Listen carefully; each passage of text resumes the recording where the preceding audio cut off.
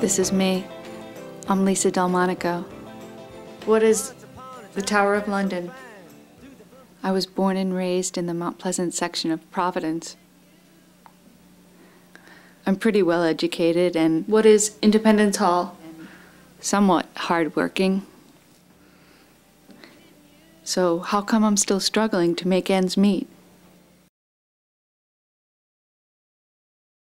The most interesting point about American society is the way in which we tend to try to ignore class or to pretend that it doesn't exist. One of the ways certainly is part of the ideology that we also desperately cling to, that with hard work we're all going to make it. I struggle too, but my husband and I are both self-employed, so we, it's an everyday struggle. So I think I can, as being like, I guess, middle class, but really feeling the pinch. I'm a single girl. I'm single. I'm definitely working class. Yeah, me too. I'll get to middle class eventually. I'm How sure. will you get there?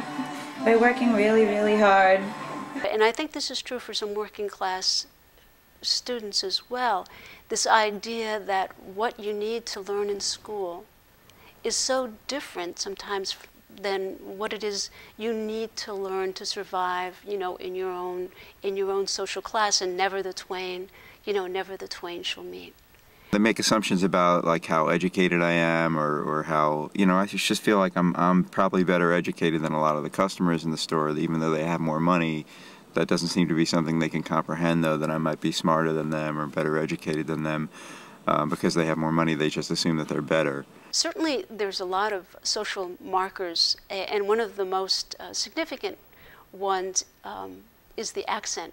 We had a mandatory one-year speech class. Lots of us were going to be teachers, and I think the point was to eliminate the Rhode Island accent from our speech patterns so that we wouldn't impose this awful accent on our young students. I think that somebody with the hardest accent I ever heard in Rhode Island is Arlene Violet, and I don't think that she's a poor person.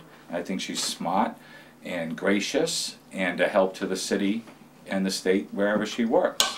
So although her accent makes my ears bleed, I do appreciate everything that she has to say. I think we're all sort of familiar with the idea of African Americans forced to sit in the back of the bus. Well, physically they were forced to sit in the back of the bus, but that didn't mean that their voices couldn't carry. People who were upset, people who were who felt this sort of sense of disrespect, they let it out. They talked loudly. They used their voices to show their displeasure and discontent. It's like they come in with this attitude like they're to be served, waited on hand and foot or something, and it's like you're coming into a retail video store to rent a movie for $3.50. Nobody's making like a lot of money from your business. It's kind of, I don't know, it's kind of presumptuous to assume that, people are going to stand to attention when you walk in the door or something. I don't know. Throughout American history, there's been a good deal of conflict, a good deal of tension sort of between the classes. When any one group seeks to dominate another, you're going to get that sort of natural resistance. There has just been an ingenious struggle on the part of working people and the working poor to resist the imposition of this world-class view. You see it every day. It's happening in every Burger King and every McDonald's that you enter. See, I went to classical, and it was this weird mix Oh, you did? of like the poor Mount Pleasant kids and then the rich East Side kids, and it was a total clash. That's cool over there, actually. How did you relate? We didn't. We kept separate from each other. Oh, yeah, totally. We didn't mix. We didn't mix with those East Side kids. Those East Side kids? We were like the disco kids, because this was in the 70s. Oh my God. Look, she's still doing my nails. Even We're done.